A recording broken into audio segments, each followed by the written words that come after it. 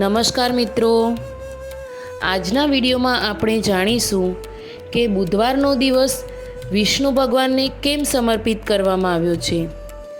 આ દિવસનું ધાર્મિક તેમજ જ્યોતિષીય મહત્ત્વ શું છે અને બુધવારે કયા ઉપાય કરવાથી વિષ્ણુ ભગવાનની કૃપા મળે છે। તો ચાલો જાણીએ મિત્રો બુધ ગ્રહ અને વિષ્ણુ ભગવાનનો સંબંધ।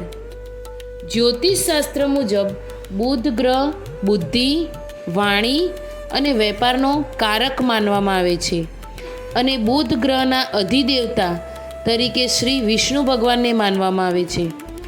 એટલા માટે બુધવારના દિવસે વિષ્ણુની ઉપાસના કરવાથી મનની શાંતિ, બુદ્ધિ અને સુખ સમૃદ્ધિ મળે છે।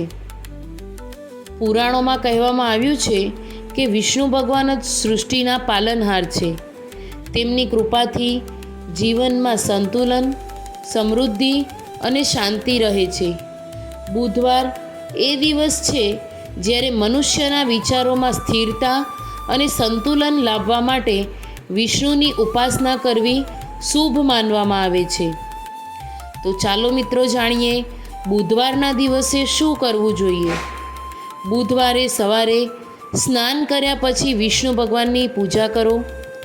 પીળા અથવા લીલા ફળ, તુલસીના પાન અને પીળા ફૂલ અર્પણ કરો।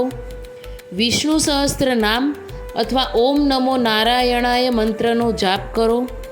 જો શક્ય હોય તો આ દિવસે દૂધ અથવા ખાંડનું દાન કરવું પણ શુભ માનવામાં આવે છે।